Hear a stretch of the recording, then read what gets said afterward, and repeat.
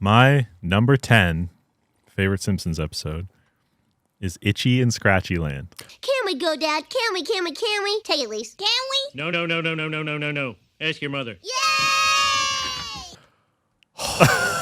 Buddy. Do you have Itchy and Scratchy? It's on mine. Yeah, I can't believe you don't have it higher. Well, it could be higher. I Give me 1 second, and I'll find where it is on mine. You're gonna help me with this one because just from knowing you, I I love this episode. I've said this. How often do I quote this episode? You quote this one constantly. Oh yeah, for sure. Give me 1 sec because this is much higher on mine. Maybe not much. I just gotta find it here. So where did you have Itchy and Scratchy Land? This is my number 4.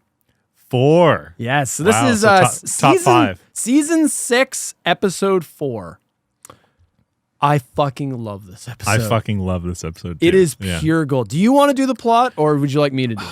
I'll let you do it because I was just going to do and feel free to chime in at any point. This is the episode basically where the family goes to Itchy and Scratchy Land, right? A amusement park themed around the cartoon characters Itchy and Scratchy, which are it's the in-universe Disney World. This is the Disney World of Itchy and Scratchy. Yeah. So it opens with Bart and Lisa, and they're watching Itchy and Scratchy. Yep. And it like shamelessly, all of a sudden, the cartoon stops, and they like turn to they break the fourth wall and just turn to the audience. Hey kids, don't forget to get your tickets for Itchy and Scratchy Land, which are now on sale. Yeah. And then it cuts back to Krusty, and it's like, you heard the cartoon rat. Yes, kids, you heard the cartoon rat. If you haven't already run to your parents begging to go, do it now. You won't be missing anything funny. I'll just be sitting here reading this grown-ups newspaper. Yes, that's it. Yeah, bug your family. Yeah. He goes, kids, you heard the cartoon rat. If you haven't already run to your parents begging, do it now. and then he's like, you won't be missing anything. I'll just be reading this paper. Oh yeah. It's like, I'll just be reading. I'll be here when you get back. He specifically like pauses his own episode to allow time for children to run and bug their parents to go get tickets to a children's theme park. I love. Like, sleazy Krusty is just so good. Oh, yeah. I love shameless. Like, it is so fucking shameless. It's brilliant. So Bart and Lisa pester Homer and Marge until they agree to take them. And this actually, so it actually begins with a quick little road trip. Yes. Which I like the road trip. Yeah. It's like, so to get to Itchy and Scratchy Land, they all have to pack into the car. They all pack into the car and they go on it's very familiar, a family road trip. So this is both a family road trip and also a family vacation episode. Yeah. So there's some great little moments on the family road trip. I think this is probably my, like, I would easily say this is my favorite, like, family road trip or vacation episode, like bottle episode. There's many episodes where it's like the Simpsons family are going to X, like wherever. We're going to talk about that. Oh, okay. That's coming up. Yeah. I have a lot to say I think this is the strongest one of like, let's pack the whole family, the Simpsons family, in the car and they're going to go somewhere. This is a very strong one. Yeah. It's what you'd call a bottle episode where it takes place outside the standard environment that your characters are in. They leave Grandpa to take care of. Yeah. So they make sure you feed Santa's little helper.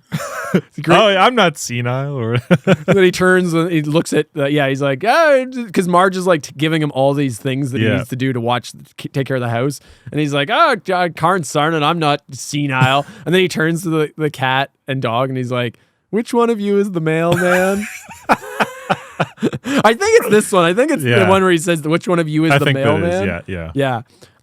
When they get onto the freeway, too, they just immediately hit, like, dead stop traffic. Yes. Yeah, immediately. Like, I think we've all experienced that as kids, or, like, your parents pack you into the car, and then you're just, like, poor parents. You're so excited to go somewhere, and then you're just stuck in, like, The reality is because, guess what? Everybody else was also going on a road trip.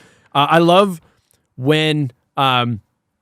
They start stopping at, like, there's a cutaway, they go to one of the random attractions, and it's like the 5 corners. It's a random little thing, but I found it so funny.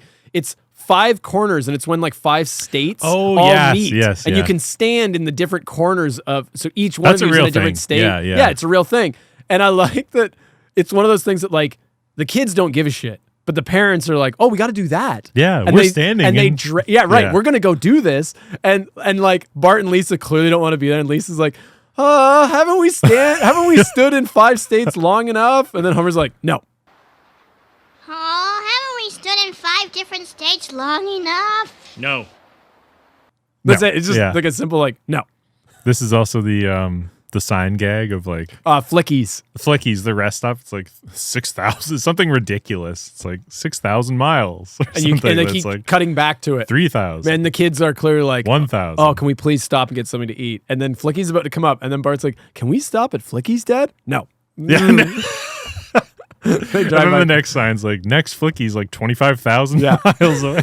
I like that Homer's he's getting tired, and Marge is like, "Homer, we should really stop and get a motel." And then Homer's like, "We don't need to do that." And then it just cuts and it like zooms out, and you see a car like skid off the road and crash and Yeah. explode. And then it's a perfect cutback, and it That's just a cuts back, brilliant cut, and it's yeah. them in like a hotel room looking out through the big window at it. Yeah. And then Bart's just like, "Ooh, glad that wasn't us." We better find a motel and stop for the night. We don't need to do that, Marge. I'm not tired. I'm not tired at all. Ooh, glad that wasn't us. Just brilliant like visual jokes. and Great gags. visual Yeah, gag. yeah. Yeah, the So idea very being strong. that like they did stop. Yeah. Yeah. The fake out to the audience, basically. The fake out because the joke. car looks the same as the Yeah. Simpsons car. Yeah, it's just like I always thought even like the vegetables at the border, that was weird. That was that episode? Is that in that episode? I think it's this one. Yeah, let me check. It might be. Yeah, it might be. I know what gag you're talking about. Yeah, I'll double Where check it's the here. nerdy teenager guy, and he's like, It happened again. yeah. Yeah. He's like Which is border like- patrol Yeah. because he was that gawky teenager. They would use him for like every odd job they needed. Well, I'll keep going with the plot while you're Yeah, looking for sure. that. So they get to Itchy and Scratchy Land, which has the amazing visual gag of Homer's like, "Now don't forget, we're in the Itchy lot." Yeah, that's the best. Genius. Great That's like, visual I gag. still say that joke too. Like, Oh, right. anytime you drive to like a gigantic, like if you go to, in our case, Canada's Wonderland or like an amusement park or like a big area, You've got a parking lot I that will is unreasonable. Yeah, I will any unreasonable parking lot every time to my wife Yeah. or whoever I'm with. Remember, we're in the Itchy lot. The idea being Yeah. that like the parking lot is so fucking huge. Yeah. Even if you know roughly where you parked, you are still going to fuck around for like 20 minutes trying to find your car again. Yeah. Okay, and to be clear, this is the episode. They cross over the border. Oh, this is the to vegetable get to gag. Itchy and Okay, Scratchy yeah. Land and Sorry, the state border. the state border. Yeah, and that's And Homer's got like a weird. oh God, what did I do? What did I do? That's right. They get up to the. The whole trunk's full of vegetables, Marge. And then it's like they stop. Got any fruits or vegetables? And they're just like, like Homer panics and then pans, just rams the vegetables like thing. pouring out of the car. Well, is that just like a gag on like bringing things over the border? I suppose. Well, Like, I think it quickly cuts and you see like a little pamphlet. And it's like how to get rich smuggling fruits and vegetables or something. Yeah. So it's just one of those like little throwaway one-off jokes throwaway of gags. Homer's like Yeah. harebrained schemes. Yeah, Of- and I love it. I love anytime that the nerdy teen pops up. It's like Oh. it happened again. that voice actor. And that line. I don't know yeah. I don't know who he is because most of the voices in the show are like 5 voice actors or 6 voice actors. So I don't know who Yeah. does the gawky teenager, but holy fuck. So He's even so before we good. get to Itchy and Scratchy Land, gold. Gold, right. Gold So- before you even get there. But then So we get there, we get to Scratchy Lot or the Itchy Lot. the itchy lot. And then they have to take a helicopter to get into the park. this is Because- a Jurassic Park gag. Right. Yes. Right. Yeah. So the park is actually on an island. So it's so it is both a parody of Disney World, but it is also a parody of Jurassic Park. Yeah. And like Jurassic Park, they also had the perfect foreshadowing. Yeah, So they're already setting up foreshadowing because Right, because- Jurassic Park 1993, everyone knows is like even the shot of the the helicopter going ominous, to the yeah, island. and so in Jurassic Park, do you remember what the foreshadowing is? It's right when he the gets belt on buckle. the Yeah. belt buckle. The belt buckle doesn't work. Yeah. And do you remember what the foreshadowing is in the Simpsons episode? Yes, it's the welcome to Itchy and Scratchy Land, the helicopter pilot, where nothing could possibly go wrong. We're now approaching our final destination, Itchy and Scratchy Land, the amusement park of the future where nothing can possibly go wrong. Possibly go wrong. That's the first thing that's ever gone wrong. Yes, Possibly go wrong. that's the first thing to ever go wrong. And the way the kids, like the family, like the concerned look on the Yeah. Simpsons face in that shot is perfect. That is probably. I love that cutback of them just Yeah. like. That's my favorite joke of the entire episode. Is I say that the all the helicopter time. joke. Nothing can possibly go wrong. I say that. Yeah, that's again quotability, folks. nothing could quotability. possibly go wrong. That's the first thing to ever go wrong. Amazing. Yeah, And it's such a weird thing to like. I never thought about the seat belt buckle. Jurassic Park. They're copying Jurassic Park. That. Yeah, that it's like something's off. going to happen. Something's going to happen. Yeah. So then they get to the park. This is your number 4. I'll let you. Yeah. I got lots to say here. Okay. So they get to the park and basically the family enjoys the park. Actually, they pretty much have a good time. Yeah. Up until there's animatronic Itchy and Scratchy robots, and they have a fatal flaw. So they're similar to the animatronics at like Disney World. And the fatal flaw is flash photography fries their circuits and makes them go haywire. Yes. Right. They set that up early.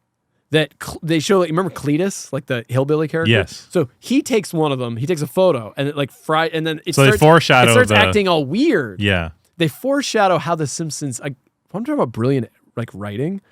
Everything is like set it doesn't up, come out of nowhere. Set that up, it's like payoff. it's not a Deus Ex Machina. It's like, oh, by the way, the camera. Yeah. So what ends up happening is the animatronics go haywire. It's actually not because they don't go haywire because of the flash photography. They go haywire because there's a quick little thing where it's just they have all the robots and they're all like taken apart. It's like in the engineering, and it's Professor Frink, and he's like, all robots will eventually. I have calculated that all robots will eventually turn on their masters and try to kill them. And they're like, how long do we have, Professor? And he's like, I think he says like 1 day or something. Yeah. And then immediately they just start killing all of everybody in the room. The robots just go haywire. And then he's like, oh, I forgot to carry the 1. Amazing. It's just a great little throwaway joke. Also, obviously, the robot animatronics are a Westworld as well as a Terminator reference. Yes, they are a Westworld. Because it's I both didn't even Westworld. consider that. Yeah, it's the whole park itself it's a triple layer now. So we've got Jurassic Park, Westworld, and Disneyland. In terms of, it's like a triple parody happening simultaneously. But not only that, you as a big Terminator fan, we get the POV shot of the robots. Yeah, like I did catch that. Yeah. So Terminator reference as well. But the animatronics go haywire and they attack the residents, and then the Simpsons have to figure a way to get out of the situation, which they end up doing. Yeah. But that's the basic plot. Let's get into what we liked. I read a note. This is a question for you. Someone pointed out that the flash photography thing might also be a Gremlins reference. Because I think they don't like the flash. Yeah. Okay. Do they do that in one of the Gremlins films? Because sunlight kills them. Okay. Yeah. So that might also be a... Yeah, kind of. But I mean, it works differently. Like it doesn't melt them or anything. Yeah. I don't know. That feels like somebody digging a little. Okay. Someone's like, everything's a reference to everything. It's like, I think there's a limit on everything that they're referencing, you know? Dude, they walk on cobblestone. Is that a reference to like Wizard of Oz? It's like, I don't, I don't know at what point it's not. Yeah. But, do you want to go give us some of your positives? Because I just did the plot. Sure, Why don't you get into some of your positives and I'll kind of tack onto them. Yeah, the problem we run into is like these are episodes we love, so we could just devolve into us quoting the entire episode. But I mean, still, you can. We got to talk about some of our favorite quotes. Yeah, favorite quotes. I love Marge talking about but what about the consequences of violence? Oh, so don't worry, ma'am. We always make sure to show the consequences of the violence. When do you show them? Yeah. So they have that. They have that great little character. He's like this little lackey, and he's like the PR guy for Itchy and Scratchy Land. Yeah, and for whatever reason, every time something negative happens, he just keeps appearing. So it's like Marge makes like a little comment. She's like, and then because she doesn't like how violent Itchy and Scratchy are. Yeah. And then out of nowhere, this guy just materializes. Like, no need to murmur here, ma'am.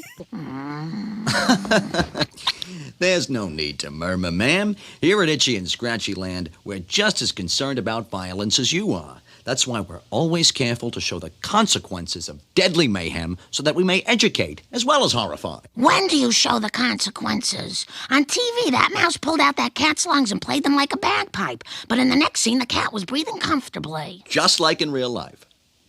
Hey, look over there.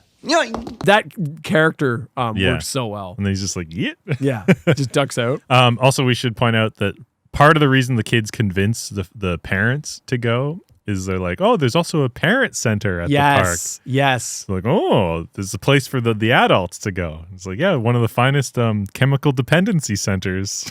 Like, that's one of the gags too. Yeah, the parent island or whatever, or parent land. I think it's one of the bars is like every day it's New Year's Eve. It's like TGI Friday. It's like TGI something, and they have it's always New Year's Eve. The little one-off joke. It's like, oh, it must be great to work here. Kill me. Yeah, there's like that one poor worker. Burnt out. Yeah. I've got the amount of original animation for the theme park is impressive. Something that you wouldn't consider. So the writing's brilliant. All the jokes are brilliant. There's a lot of because when you do animated shit, once you get character models, you can reuse some assets.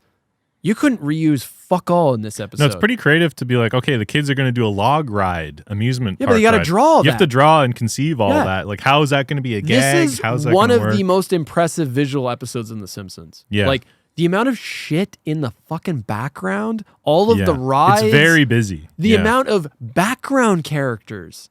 Like, holy fuck. I mean, they did Duff Gardens before this episode, but this is like really impressive visually. Like, you could just pause any of those still frames and you're like, Simpsons is definitely not one of, I would never consider it as like top tier animation or top tier animation quality. It's more about the writing and the humor. This is one of the more visually impressive though. As a showpiece, they did a lot of there's many original work that go the extra mile, and like ones like these, it's always like, ooh, they're doing a lot here with animation. Yeah. Obviously the Bort license plate is iconic now. Well, that's okay. So I wrote so many great little moments. So we've got the Bort license plate, which is the infamous Bart's trying to find his name and like the personalized license plates. And there's no Bart, but there's Bort. And that keeps paying off. Where like later on, there's a quick little thing. My name is also Bort. And then, the call to the supply center. We're running out of Bort license plates in the gift shop. We need more Bort license plates in the gift shop. I repeat, we are sold out of Bort license plates. Because it's like the idea is like, how dumb is the name Bort? No one's named Bort, and then multiple people are named Bort. When Bart and Lisa are in the gift shop, they're looking at and this is a great parody of Disney World, because Disney World is all about the gift shops and the obscure merchandise, and they do merchandise for all kinds of random old properties and just things that you don't think about. And they've got the Itchy and Scratchy and Friends. And they've got all those random characters. Angry Ant. Yeah. One of them, Ku Klux Klan. Oh, yeah. Dude, you couldn't do that joke now. That would have flown over my head as a kid. I remember that. I was like, Ku Klux Klan? It's like a clam. Holy shit. It's got a clam. Yeah. And hey, kudos to Disney. They didn't edit that out. Yeah, that's Got to give them credit, Yeah. because I watched these all on Disney+. What else? Oh, the please pick up your older, fatter son.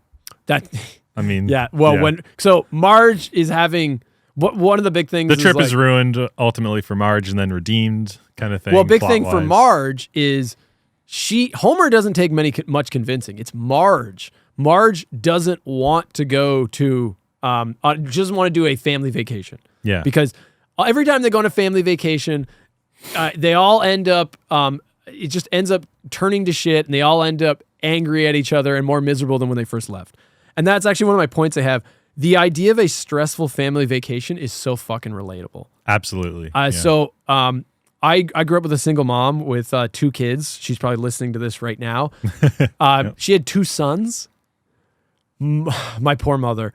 She fucking hated bringing us on vacation. Just constant embarrassment and stress. Right. And because the thing is, and that's why as a kid watching the episode, you don't really get this as much, but as an adult watching it, neither one of us have children, but as an adult, you go oh, fuck, you're just on babysitting duty the entire time. You know what I mean? Yeah. You don't really, a vacation for you in a family vacation is not really the same as it is for the kids. Yeah. So poor Marge is having to babysit her kids, just like my mom would have had to do, while her 2 little shit, sons are running around getting into terrorizing trouble. Everything. Right. Yeah. Attacking the mascots and stupid shit like that. So ultimately, the robots go haywire and start attacking all the guests at the park, and then the Simpsons are cornered by all the robots, and they end up figuring out that the flash camera effect what ends up happening is Homer stands. Do you like how this episode ramps into just like chaos with the like ending. the robots? I love the ending. Yeah, I love the ending. So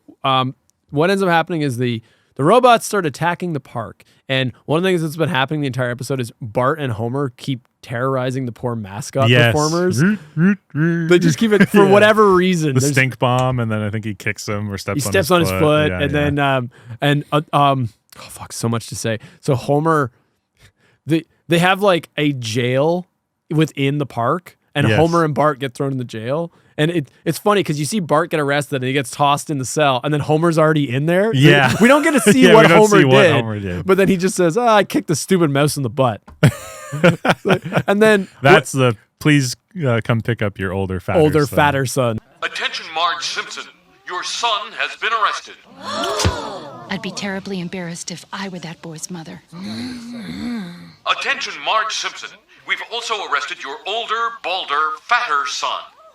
And then when Marge gets them out of the Itchy and Scratchy jail, Homer's line, do you remember what he says? You've probably got it there. Yeah, Marge is mad at him. She's like, I'm so embarrassed. I can't believe you. And Homer's like, but Marge, I was a political prisoner. Yeah, I was a political prisoner. Political prisoner for harassing a mascot at a theme park, an amusement park. That's just such a great line. Yeah, Homer's rationale of like how to it's not really his fault. I love the throwaway line too when they first see the robots, where Marge is like, "See those circuits in there, Homer? Oh yeah, that's why your robot didn't work." What is that? Like a callback to he was building a robot? It's just one of Homer's like harebrained schemes. So like, that the implication that's just another episode that you haven't seen, or that just a little moment that you didn't see. That's why your robot doesn't work. What? That's great. Yeah, that's brilliant. Great. Yeah, I love the ending. So it turns out the robots go haywire. They set up early on that if a flash photography fries their circuit, and they basically become like immobile and like useless. Right? It scrambles their whatever robotic brains. Yeah. So the Simpsons inadvertently discover this because Homer starts again. You want to talk about heart? Homer steps in front of the killer robots to protect his family because. As stupid as Homer is, as flawed as he is, they always make sure to reestablish that Homer, at his heart, loves his family. Yeah. And he stands in front of the robots heroically, and he starts just like throwing whatever he has in his pockets at them. Yeah. He's like throwing change, and I think he like rips his own underwear and throws it at him. And then he happens to throw his camera, and it goes off, and then it stuns one of the robots. Yeah. Which is a great part because as soon as it happens, this is a very meta moment. Lisa goes, "The Flash must have scrambled their circuits," and Homer's like, "What are you, the narrator?" Yeah. Because like they always have that narrator? Yeah, they always have that character that has to over-explain what you're seeing. Like visually, it's like, okay, we got it. But you just have that dumb extra line for the audience. Ellen Page character. This is what it did. Yeah. The Ellen Page character from like Inception. It's like, why does that work? Huh? Why? Yeah. It's just like over-explain everything. And then they end up saving the park, and that's basically the end of the episode. They get home, and then they reflect on it. Do they get like a discount or something like that? Yeah, there's a quick little So they save the park, and then like Oscar Mayer. Is it Oscar Mayer? Is it Roger Mayer? Roger Mayer. Thank you. Yeah. Roger Mayer Jr. I believe it's not. Offers them some like piecemeal. He goes. Thing. Here. Thank you for saving the park. Here are 2 free passes. And Homer's like, but there are 4 of us. Here are 2 free passes. 2 free passes. 2 passes. That's we also missed the gag of when they check in. It's like you can buy Itchy and Scratchy bucks. Oh, see, you want to talk about jokes per minute? This episode is just nonstop. Because you actually just made me think of another one I forgot. That's infuriating when you go to these like amusement parks or events, and it's like you have to turn your money into tokens, and the tokens are worth this amount of drinks or this amount of like, and you always get fucked items, and it's always a scam. Yeah. And so Homer's like, I'll take $1,500. It's like some like insane amount. And then as soon as he walks in the park, it's like does not accept Itchy and Scratchy money. Only accepts American currency. Yeah. Like. And then he's like, oh. One of my favorite Hans Moleman cutaways ever is in this. Yeah. So Marge is reluctant. She doesn't want to go to the violent theme park. And it starts off, I don't know if you remember this, but like initially, Bart and Lisa are like, we're going to Itchy and Scratchy Land. Marge is like, no, we're going to the bird sanctuary. Yep, the bird sanctuary. The bird sanctuary. Yeah. And then as the park's going to shit, Marge out of nowhere just cuts her and she's like, wow, I wish we had gone, or we really should have gone to the bird sanctuary. And it cuts to the bird sanctuary. Yeah. And it's like it's the birds. Hitchcock's The Birds are attacking They're attacking everyone. Yeah. And Hans Moleman has like, he's safe inside like a phone booth and birds are like ramming in the phone booth. Yeah. And then he's like, give me the biggest seed bell you have. I need the biggest seed bell you have.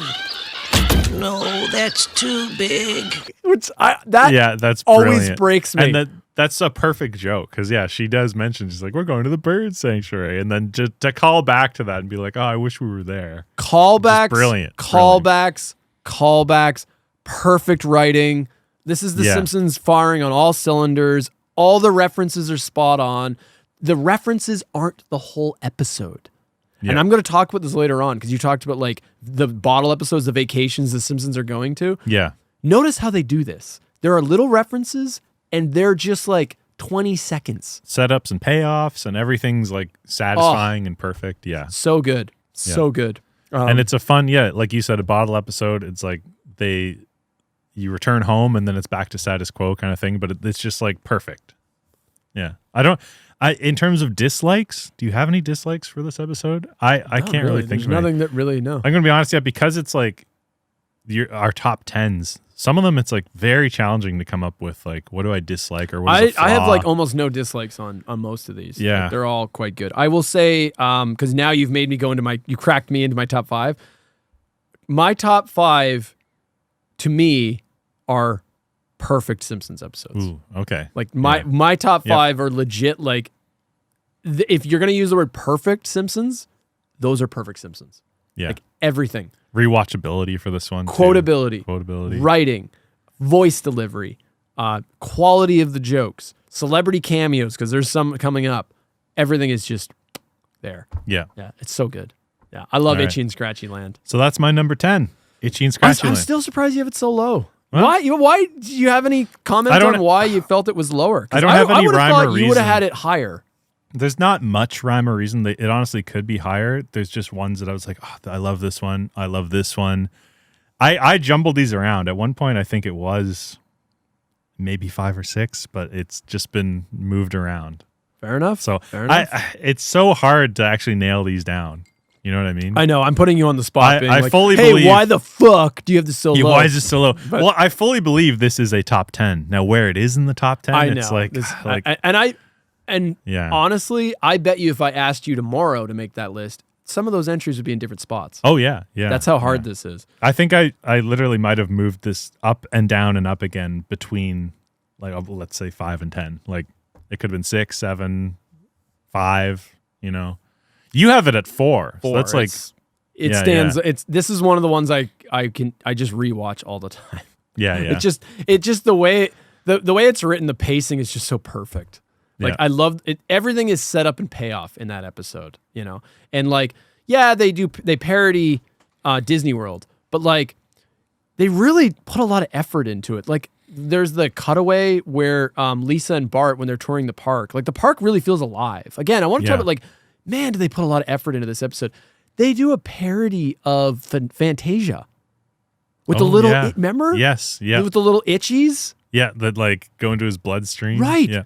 That is a very detailed animation. Yeah. That's great. And at that moment, one of the robots, the earlier robot that went nuts because Cletus took a flash photography of it, it falls through the screen. So they calls back, it comes back. Yeah. It just like appears, just to remind you that, hey, the robots, they're around. This is happening. They haven't gone nuts yet, but so good. All right. Yeah. Moving on.